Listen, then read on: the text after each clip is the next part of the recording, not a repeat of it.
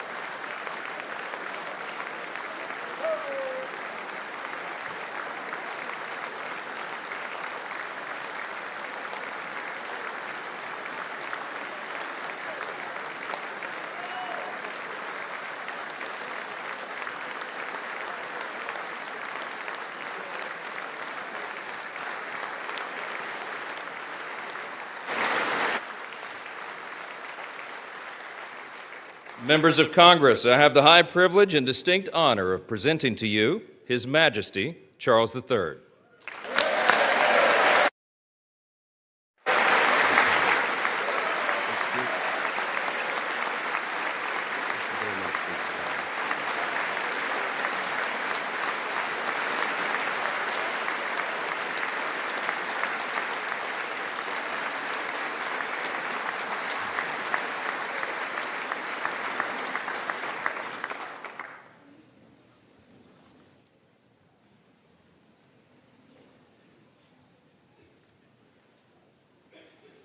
Mr. Vice President, Mr. Speaker, members of Congress, representatives of the American people across all states, territories, cities, and communities.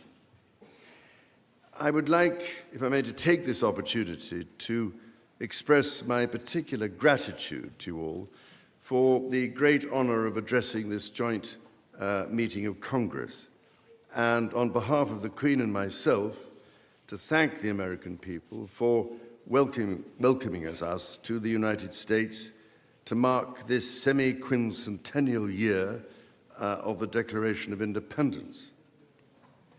And for all of that time,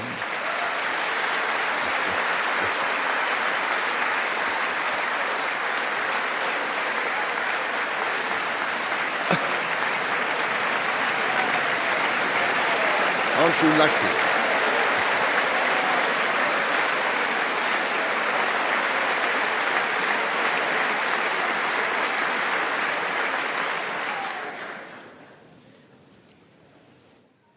And for all of that time, our destinies as nations have been interlinked.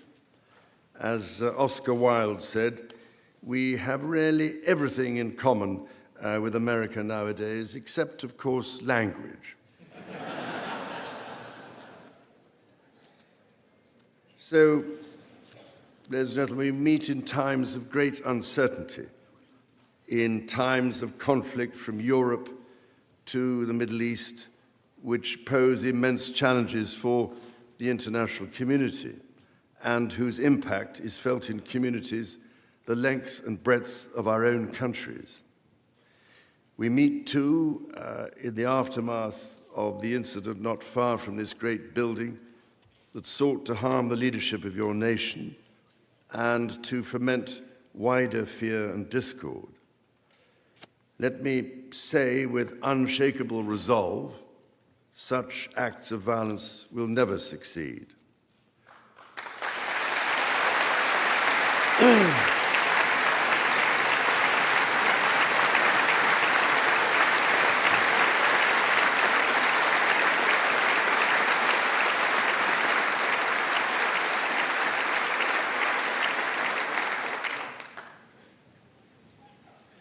Whatever our differences, whatever disagreements we may have, we stand united in our commitment to uphold democracy, to protect all our people from harm, and to salute the courage of those who daily risk their lives in the service of our countries. Standing here today, it is hard not to feel the weight of history on my shoulder, because the modern relationship between our two nations and our own peoples spans not merely 250 years, but over 4 centuries. It is extraordinary to think that I am the 19th in our line of sovereigns to study with daily attention the affairs of America. So I come here today with the highest respect for the United States Congress, this citadel of democracy created to represent the voice of all American people to advance sacred rights and freedoms. Speaking in this renowned chamber of debate and deliberation, I cannot help but think of my late mother, Queen Elizabeth, who in 1991 was also afforded this signal honor and similarly spoke under the watchful eye of the Statue of Freedom above us. Today, I am here on this great occasion in the life of our nations to express the highest regard and friendship of the British people to the people of the United States. Now, as you may know, when I address my own Parliament at Westminster, we still follow an age-old tradition and take a member of Parliament hostage, holding him or her at Buckingham Palace until I am safely returned. These days, we look after our guests rather well, to the point that they often do not want to leave. I don't know, Mr. Speaker, if there were any volunteers for that role here today. As I look back across the centuries, Mr. Speaker, there emerge certain patterns, certain self-evident truths from which we can learn and draw mutual strength. With the spirit of 1776 in our minds, we can perhaps agree that we do not always agree, at least in the first instance. Indeed, the very principle on which your Congress was founded, no taxation without representation, was at once a fundamental disagreement between us, and at the same time a shared democratic value which you inherited from us. Ours is a partnership born out of dispute, but no less strong for it. So perhaps in this example, we can discern that our nations are in fact instinctively like-minded, a product of the common democratic, legal, and social traditions in which our governance is rooted to this day. Drawing on these values and traditions, time and again, our two countries have always found ways to come together. And by Jove, Mr. Speaker, when we have found that way to agree, what great change is brought about, not just for the benefit of our peoples, but of all peoples. This, I believe, is the special ingredient in our relationship. As President Trump himself observed during his state visit to Britain last autumn, The bond of kinship and identity between America and the United Kingdom is priceless and eternal. It is irreplaceable and unbreakable.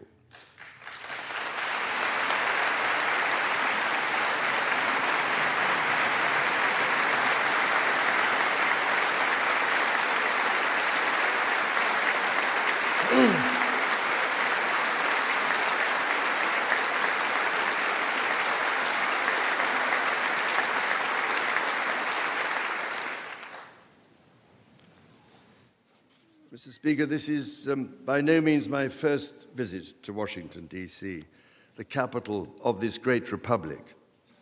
It is, in fact, my 20th visit to the United States and my first as King and head of the Commonwealth.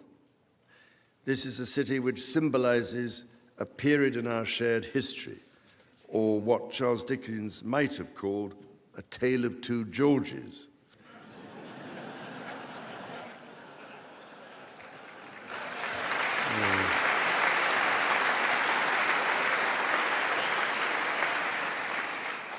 The first president, George Washington, and my 5 times great-grandfather, King George III. King George, as you know, never set foot in America, and please rest assured, ladies and gentlemen, I am not here as part of some cunning rearguard action.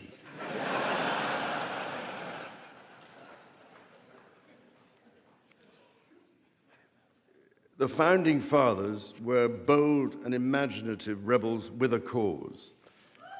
250 years ago, or as we say in the United Kingdom, just the other day,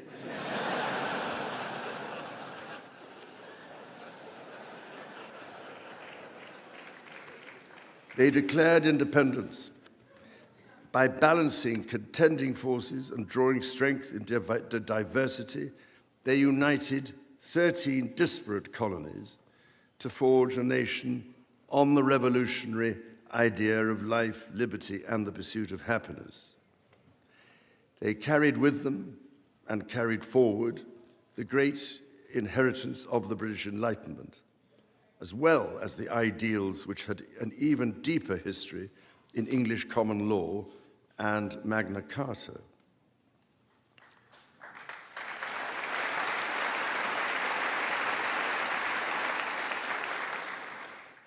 These roots run deep, and they are still vital.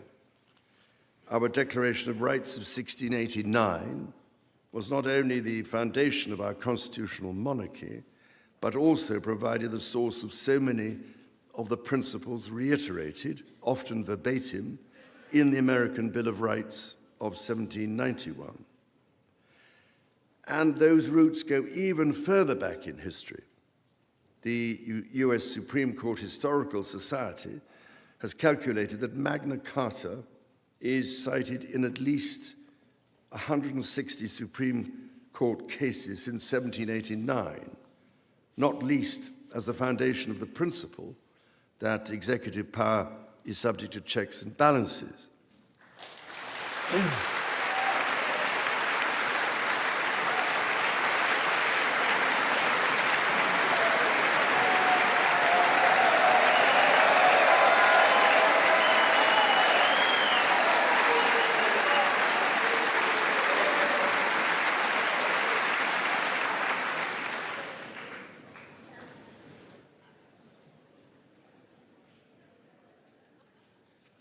This is the reason why there stands a stone by the River Thames at Runnymede, where Magna Carta was signed in the year 1215.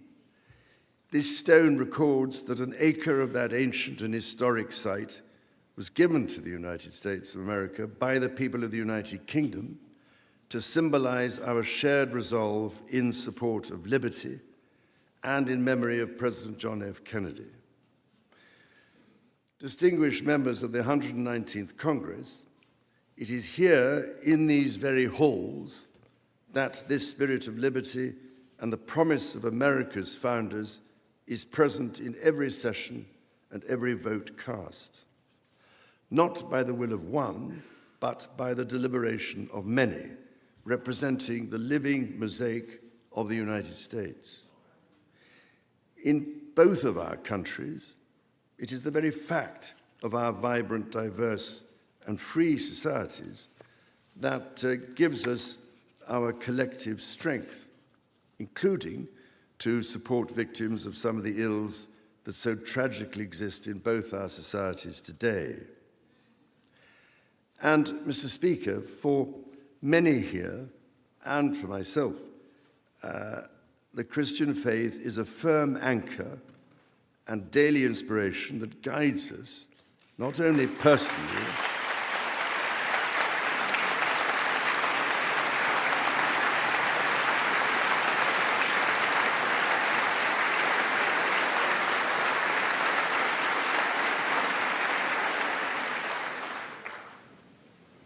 that guides us not only personally, but together as members of our community.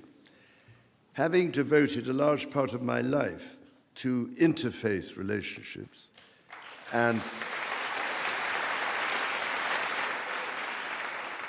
greater understanding, it is that faith in the triumph of light over darkness which I have found confirmed countless times.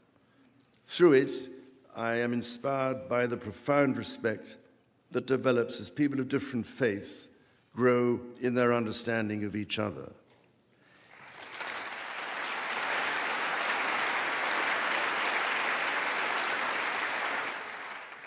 It is why, it is my hope, my prayer, that in these turbulent times, working together and with our international partners, we can stem the beating of plowshares into swords.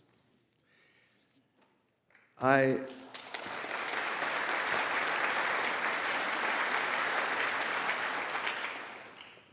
am mindful that we are still in the season of Easter, the season that most strengthens my hope. It is why I believe with all my heart that the essence of our two nations is a generosity of spirit and a duty to foster compassion, to promote peace, to deepen mutual understanding, and to value all people of all faiths and of none.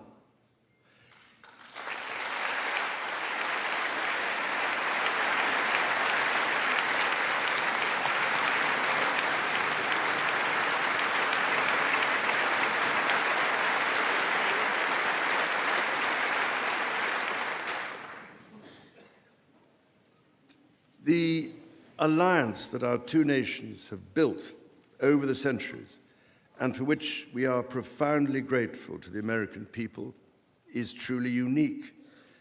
And that alliance is part of what Henry Kissinger described as Kennedy's soaring vision of an Atlantic partnership based on twin pillars, Europe and America. That partnership, I believe, Mr. Speaker, is more important today than it has ever been.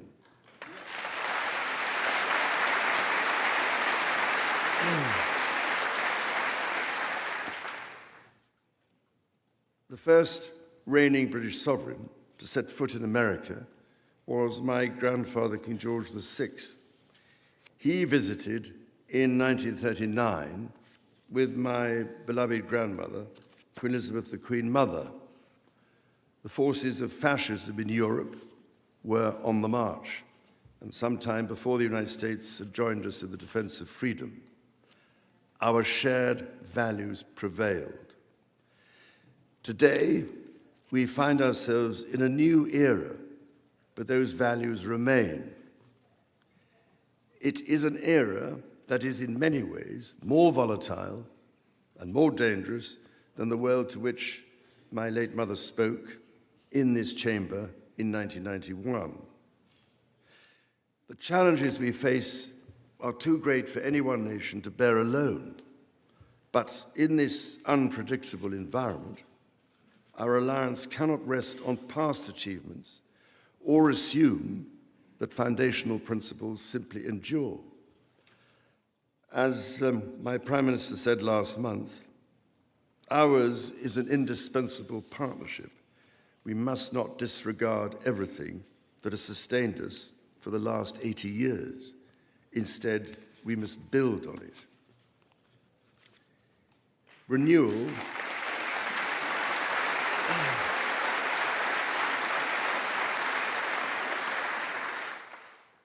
Renewal today starts with security. The United Kingdom recognizes that the threats we face demand a transformation in British defense.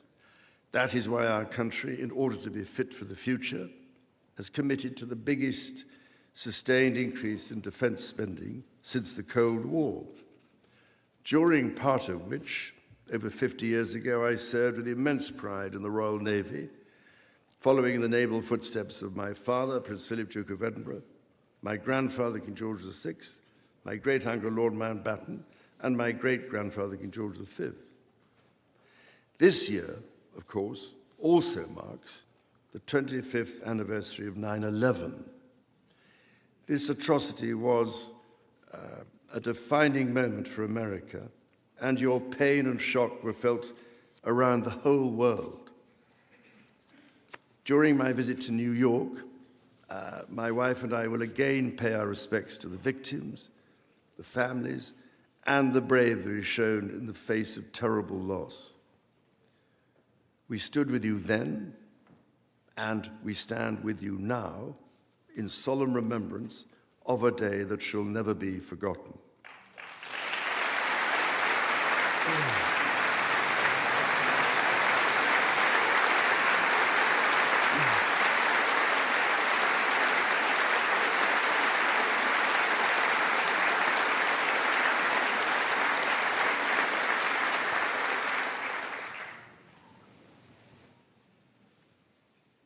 In the immediate aftermath of 9/11, when NATO invoked Article 5 for the first time, and the United Nations Security Council was united in the face of terror, we answered the call together, as our people have done so for more than a century, shoulder to shoulder through 2 world wars, the Cold War, Afghanistan, and moments that have defined our shared security. Today, Mr. Speaker, that same unyielding resolve is needed for the defense of Ukraine and her most courageous people.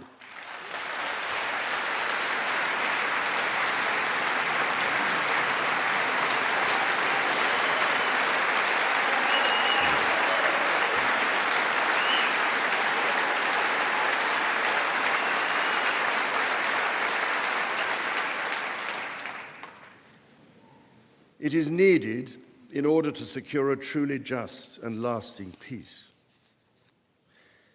From the depths of the Atlantic to the disastrously melting ice caps of the Arctic, the commitment and expertise of the United States Armed Forces and its allies lie at the heart of NATO, pledged to each other's defense, protecting our citizens and interests, keeping North Americans and Europeans safe from our common adversaries. Our defense, intelligence, and security ties are hardwired together through relationships measured not in years, but in decades. Today, thousands of US service personnel, defense officials, and their families are stationed in the United Kingdom, as British personnel serve with equal pride across 30 American states. We are building F-35s together, and we have agreed the most ambitious submarine program in history, AUKUS.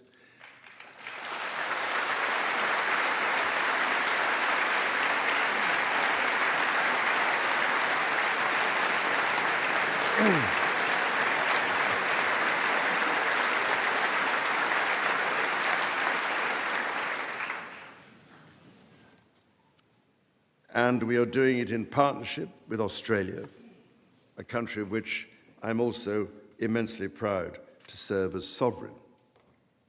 We do not embark on these remarkable endeavors together out of sentiment.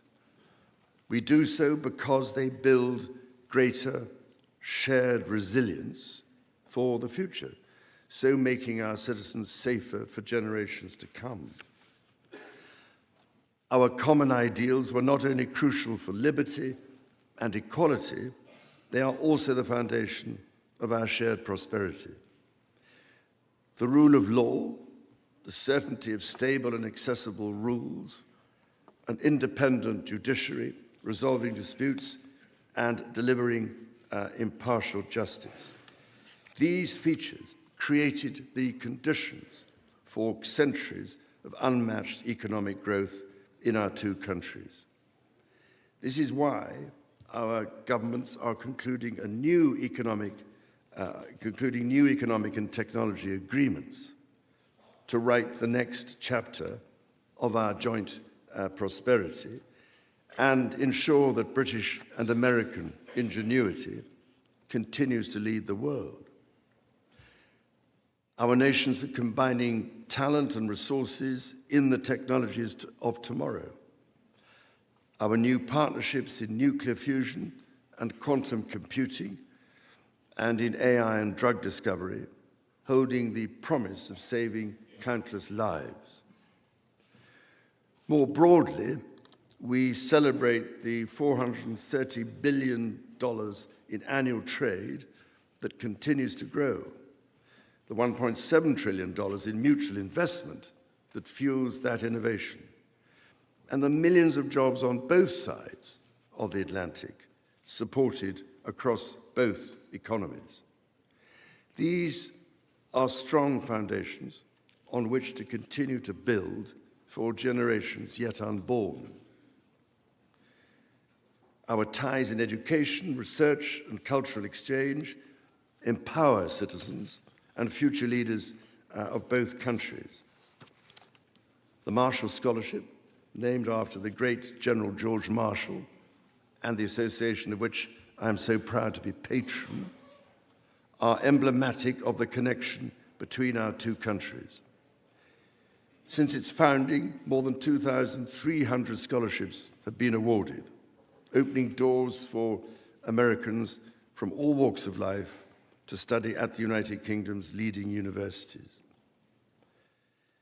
So as we look toward the next 250 years, we must also reflect on our shared responsibility to safeguard nature, our most precious and irreplaceable asset.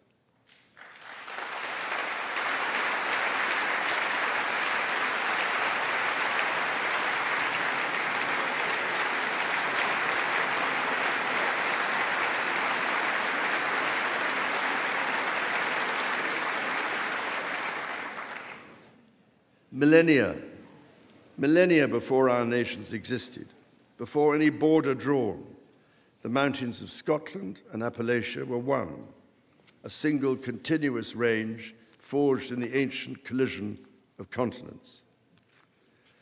The natural wonders of the United States of America are indeed a unique asset, and generations of Americans have risen to this calling. Indigenous, political, and civic leaders, people in rural communities and cities alike, have all helped to protect and nurture what President Theodore Roosevelt called the glorious heritage of this land's extraordinary natural splendor, on which so much of its prosperity has always depended. Yet, even as we celebrate the beauty that surrounds us, our generation must decide how to address the collapse of critical natural systems, which threatens far more than the harmony and essential diversity of nature. We ignore at our peril the fact that these natural systems, in other words, nature's own economy, provide the foundation for our prosperity and our national security.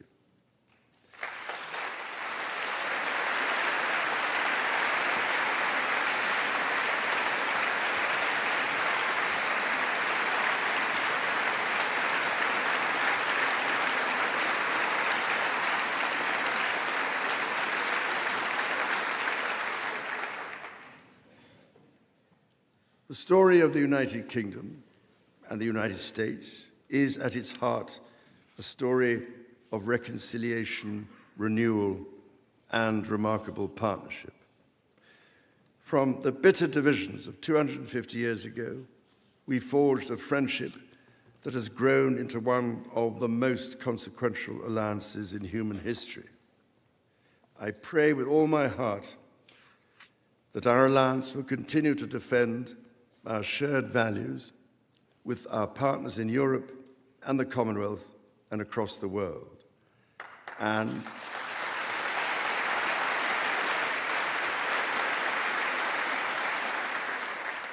that we ignore the clarion calls to become ever more inward-looking. Mr. Speaker, Mr. Vice President, distinguished ladies and gentlemen, America's words carry weight and meaning, as they have since independence. The actions of this great nation matter even more. President Lincoln understood this so well with his reflection in the magisterial Gettysburg Address, that the world may little note what we say, but will never forget what we do. And so to the United States of America, on your 250th birthday, let our two countries rededicate ourselves to each other in the selfless service of our peoples and of all the peoples of the world. God bless the United States, and God bless the United Kingdom.